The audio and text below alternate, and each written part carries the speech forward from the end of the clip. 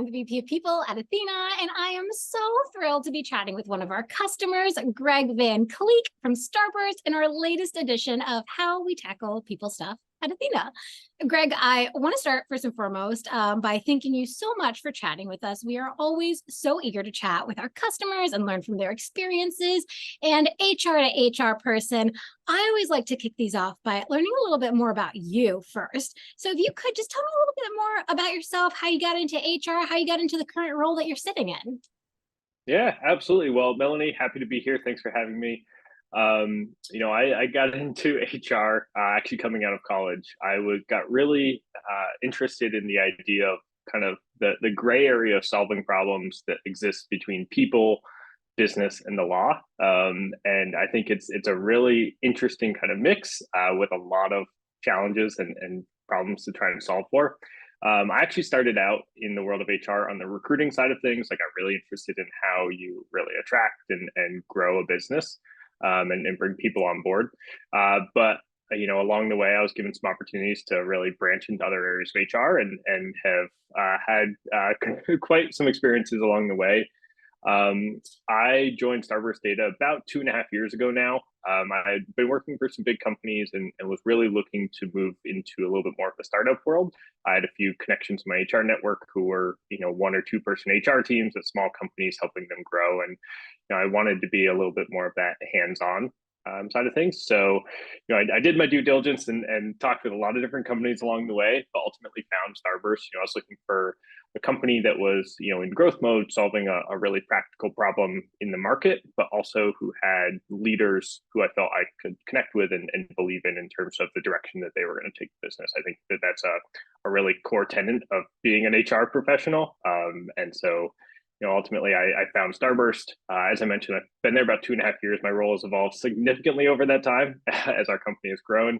In the early days, doing a little bit of everything. Now I focus much more on the operations and total reward side of things, but we can certainly dive into that further. Love that classic high growth startup scenario and experience.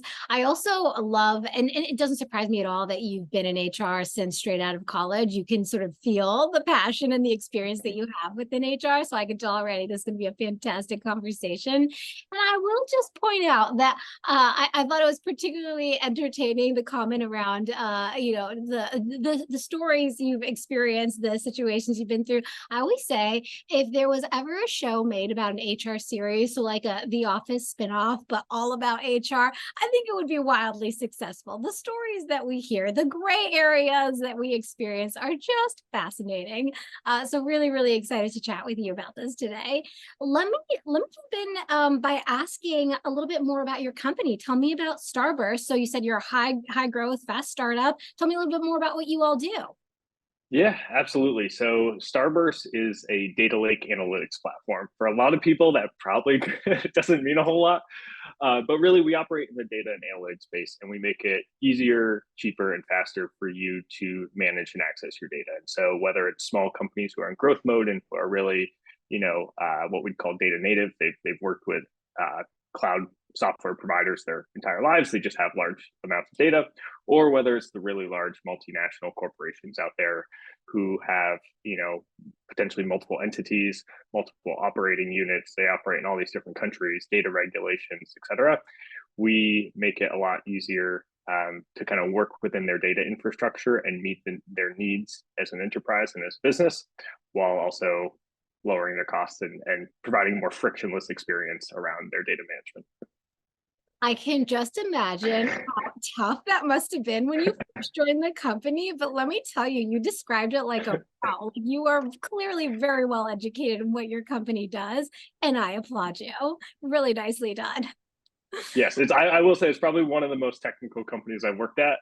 So it was definitely a learning curve for myself, but it's a learning curve for a lot of folks when they join. But isn't that the best? Because I think, nowadays people have been talking more and more, and rightly so, about the importance of HR, not just being, in a silo, but really understanding the business strategy behind their company so that they can better empower their people, the people strategy. And so it's really, I think it's important that you know this so well, but I also think it's a really great experience to get to learn more technical companies and be able to speak to it with such savvy and expertise, which you do very, very well.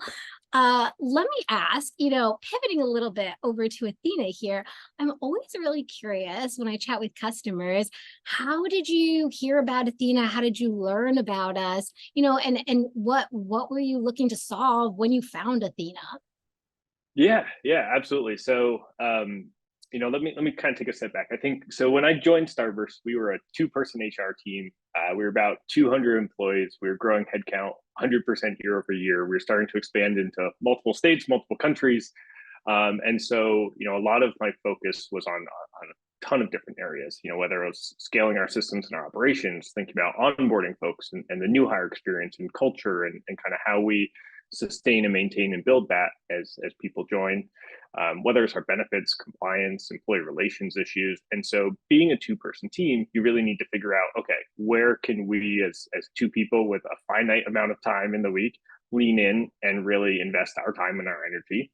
And where do we need to look for third-party providers, whether it's service providers, software solutions, et cetera, to help grow and scale our company? And so that was kind of what the inflection point we were at in a variety of different areas of the business. And so it was actually a connection in my HR network who introduced me to Ethena, which was wonderful. And when we were kind of looking at it, we had two really primary objectives. As I mentioned, we were at kind of that 200, 250 employee stage. We had a lot of the early employees who kind of had that close camaraderie and that culture and that understanding of kind of who we are and how we operate. And then we were bringing on another 200 people who were totally new to Starburst and were excited to join and kind of buy into what it was. But we needed a really solid understanding and foundation of what are the expectations with our culture? How do we think about interacting with other folks? How do we think about just kind of laying the groundwork of who we are and how we work as a team? And so we wanted to be able to provide that really consistent and foundational understanding of what it means to be a team member here at Starburst. Especially being a remote first global work environment, we wanted to make sure we were creating an inclusive and equitable culture. The other part of it, obviously, being an HR person who thinks about operations, compliance, and risk, there's certainly legal obligations we had around harassment prevention, training for multiple different subsets of our employees in different geographies in which we operated. So we saw kind of two primary objectives behind what Ethena could solve for. What's fascinating to me about what you say is that, funnily enough, I don't think that people often connect culture and compliance. Quite frankly, what I tend to see is compliance is this thing that you sort of get out of the way, just shove it aside so that I can focus on culture, employee engagement, retention, all of this. But you very confidently and succinctly said, no, they're one and the same. And that's why I was looking for Ethena. Can you tell me a little bit more about that? What was your strategy? What was your thought process? What was it that brought you to say, no, we're going to think about the two of them together? Yeah, absolutely. So I think you kind of hit the nail on the head. A lot of people think about compliance as, hey, it's this policy I'm going to write, or it's this process or practice I'm going to put in place, and I'm just going to put it to the side. It's there. I really look at it as it's a way to provide guardrails and understandings for everyone at the organization of who we are, how we operate, and how we do things. It can provide clarity. It can provide equity for folks in terms of saying, hey, we're not making a one-off decision to allow this person to do this or that person to do that. This is who we are and how we invest and how we operate as a company. And so I really look at that as a grounding of kind of where our culture starts. Obviously there's so many other layers of culture that build on top of that, but this comes from a kind of equitable foundation for everyone. Clearly, I agree, given that I'm Ethena. My question then is, how did you end up deciding that Ethena was the vendor that was going to solve this problem for you? What about Ethena made you feel confident that Ethena is going to tackle compliance and culture all in one go? Yeah, I'd say there's a couple different things. I think one of the first things is I reflected on how I had seen, harassment prevention trainings happen in the past. And most companies I'd ever been at, a few big companies had home built some training that they'd roll out once a year. But for the most part, you kind of get on a webinar with a lawyer and you sit there for 2 hours and listen, and HR checks the box on who attended. That's not a very meaningful experience for anyone involved, to be quite frank. So we really were looking for a way to keep the content top of mind for folks, and just kind of throughout the year versus just that once a year training. And so the nudge style learning that Athena provided was kind of foundational in terms of how are we going to go about both educating and reinforcing these ideas and behaviors within our workforce. On top of that, it's a very easy to administer program. As I mentioned, we were a two-person team. We needed stuff that scaled very easily. And so the ability to have kind of that automated training delivery, do the specific training for folks who are, maybe in manager roles or in specific geographies to meet those requirements was fundamental as well. And then the fact that Athena was managing and regularly updating the content that both met compliance requirements, but also tied into current social topics and was just delivering a variety of different mediums, was really hopefully a lot more engaging for our employees. And so kind of the combination of those three things really sold Athena. The nudges have always been particularly interesting to me as well. For anyone who's listening in and maybe doesn't understand or isn't familiar with Athena nudges, could you tell us a little bit more about our nudges, what they do, and why you like them so much? Yeah, absolutely. I mean, obviously, depending on the courses and content that you're using Athena for, it typically looks like about maybe 5 to 15 minutes per month of training content for employees. We have it set up with a Slack integration, so it sends them just a Slack nudge every month to say, "Hey, you have another 5 or 10 minutes worth of theme training. Go in and get it done at this point." But it really allows it to kind of seamlessly flow into their working style and working environment. As I mentioned, we are remote first. We are totally across the globe. Trying to ever schedule something for everyone at the company is a nightmare. So this easily kind of fits into everyone's working style and is in very bite-sized content pieces. And so folks can digest it very easily. They're not sitting there for an hour saying, "Oh man, HR is making me do this another thing here." And it just really keeps it top of mind and keeps the content fresh relative to some of the social topics that are going on as well. So critical because, sometimes what can happen is you only do a training once a year, which is, totally fine for some companies if that's the right plan for you, the right strategy, the right culture. But what can happen sometimes is then, to your point, it's not top of mind year round. It only feels top of mind one time per year. And so, yeah, I can totally empathize with that. What's really fascinating to me as I think about your experience with Athena is you were sharing how you all grew so quickly. You said at one point it was 100% you grew in 1 year. And I think what can happen realistically sometimes is that companies can outgrow vendors. You were great for me at this size, but you're not great for me anymore. And it makes me really excited to hear that Athena has stayed relevant for you throughout this time, as I know that you have renewed with Athena year over year. I'm curious if you could tell us just a little bit more about that. How has Athena managed to stay relevant and right-sized for your company even as you grow? What has made it so that you've continued to renew with us? Yeah, absolutely. I'd say a couple things. I think the continually refresh content and keeping the information while grounded in the same ideas, keeping it refreshed and updated for employees is nice so that it's not repetitive. The easily administered program, as I mentioned, the ability to kind of just put this on plug and play in the background and utilize our integrations with our other HR systems to understand, hey, who needs training? When do they need it? What type of training do they need? It's a very, very easy to administer program. Obviously we've actually added some content since. We've added the DE&I course for our employees as well. And so just seeing the continuous evolving library of content that Athena offers, as well as obviously you guys made some changes to your price structure in the time that we've been with you, and so it's made it a really kind of scalable solution for us in a cost-effective way, knowing that we're delivering what we intended to, and so it naturally scales with us. Nice. I'm going to pivot a little bit because I noticed that you all have turned on Team Insights, which is a new feature that we are super, super excited about and have gotten really great feedback on. Luckily, could you, for the audience, explain what Manager Insights or Team Insights is and tell us a little bit about why you turned it on and how it's working out?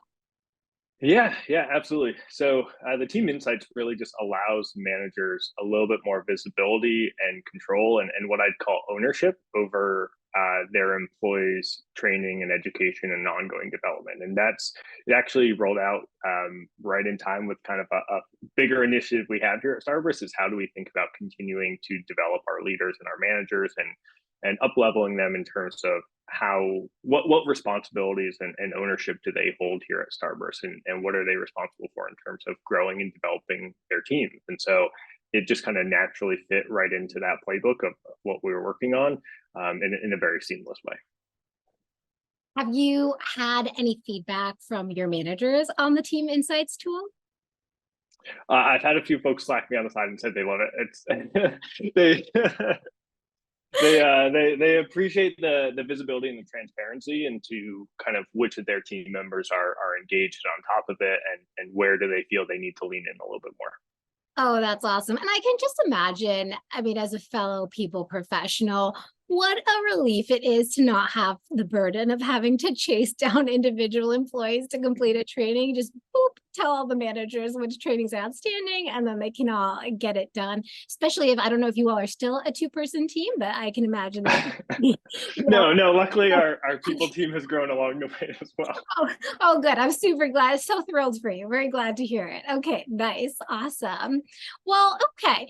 Let me ask, you all are launching harassment prevention now for what is, I believe now a 500-person company. Did I get that Yep. number right? Okay, so you all are 500 people and you're rolling out harassment prevention. We've talked a lot about time saving and the importance of that on people teams, especially when you are teeny tiny, because I imagine so many people listening in are probably maybe one person HR teams and trying to get it all done.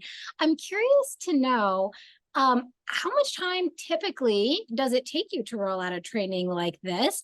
And how are you able to leverage Ethena to save and cut down on some time? Yeah, I mean honestly the setup less than 20 minutes. It's quick. I mean, we've got all our integrations up and running, so I just configure the training schedule and go from there. So super easy. And then honestly, we monitor on a monthly basis, but that used to live with really our HR team, but with the team insights, a lot of that ownership of kind of accountability can live with the managers. So it is very low lift on an ongoing basis. That I'm going to throw a bit of a curveball here because I'm really curious. The more we chat, Mhm. it's been really fascinating to me to hear the impact on the HR side, right? Time saving, getting able to move forward on your goals, being able to grow your managers. I'm really curious about the impact itself of these trainings, especially because, you mentioned that you did end up liking the training so much that you ended up ending on one of our other courses, DEI. And so I'm curious to know what has been the impact that you've seen on your employees? How are they receiving these trainings? What feedback are they sharing? Are they, to your point, keeping the content top of mind? Is it actually leading to culture change? And if so, what does that look like? Yeah, of course. So I think a couple things. I think one of the best ways to gauge feedback is actually through the participation rate, as binary of a statistic as that is. But just showing that folks are actually taking the time to do it and follow through with it and be engaged with it is great. I get a lot of feedback, especially when we first launched it. Two years ago now at this point. I got a ton of emails and slacks on the side from folks who were just excited about it. It was new, it was refreshing, it was just a different way to kind of look at that content. Even so much so that our CEO called it out in the all hands because he loved it so much. But yeah, I think I when I think about some of the culture change, I wouldn't necessarily say change. I think about evolution. And so because we have grown so much as an organization, we have so many different faces, people who work here at Starburst than what we looked like 2 years ago. And so it's how does your culture evolve? And once again, it comes back to that initial comment I made around how do you have that grounding of what it means to be a team member here at Starburst? How do we treat each other with respect? How do we operate? How does this fit in with kind of our overall mission and our values? And so it's looking at, does it feel like we are living up to our values and working well and treating each other with respect as team members here? And I can confidently say that, yeah, over the past 2.5 years, I feel that we have sustain that high bar of teamwork and commitment to each other and respect across the globe in my time here. I love the way that you phrased that. It really is about an evolution. And I mean, what better vote of confidence than having your own CEO rave about a compliance training? I think most companies struggle to get their CEOs to take the compliance training. How did that feel? It was wonderful. It was wonderful, and I think it also speaks volumes when he will talk about that in front of the entire company. It's not just a note back to our HR team that, hey, this was great. It's publicly speaking about to the company of, hey, this is something that's important, and that this is being delivered in a really thoughtful and engaging way for folks. That's amazing. I'll end this session with one last question, centering on our audience. For other people who are maybe struggling with their compliance training or who are actively looking at compliance vendors now, what advice would you give them about this endeavor and how to approach it successfully? Yeah, absolutely. I think, one of the things I talked about early on in this conversation is just, when you're a small HR team, you only have a finite amount of time and resources and energy to invest in your organization. And there's a lot of things that you need to invest in. You need to be aligned with the business on, whether it's your go-to-market motions or your hiring strategy, or how you think about scaling your operations, to your benefits and your compensation, to employee relations issues. And so compliance very often gets kind of pushed to the side a little bit or outsourced to a lawyer or whatever it may be. And so, the ability to have some control and commitment to that, understanding, hey, that this is going to be something that's going to be top of mind. We are going to invest in it. We are going to continue to educate and reinforce a lot of this material to folks, but do it in a way that comes across as, hey, this is less of a legal requirement and more because we are trying to be very intentional about who we are and the company that we are and all the team members that we are and how we operate. So it comes back to, figuring out where do you want to invest your time and your resources, and where do you rely on third parties, whether it's service providers, software solutions like Ethena, to help really scale your organization. Wise words, Greg. I really, really appreciate it. Genuinely, I think that, sometimes what can happen is we can see things as sort of obstacles rather than as opportunities. And I really like the way that you're framing this in the sense that, like, hey, we actually don't need to offload this to be able to achieve our goals. We can consolidate the two and use it to empower us and enable us to better achieve our goals. So really appreciate that. Greg, this has been such a great chat. I really, really appreciate you taking the time to speak with our audience and share such great tips and your experience. I'm very, very happy to continue this partnership. Wonderful. Well, this has been Joy. Thank you for having me on. We've absolutely loved Ethena and are excited to be renewing it and going into our 30-year partnership together. Woohoo! All right. Thanks, everyone. Have a great rest of your day.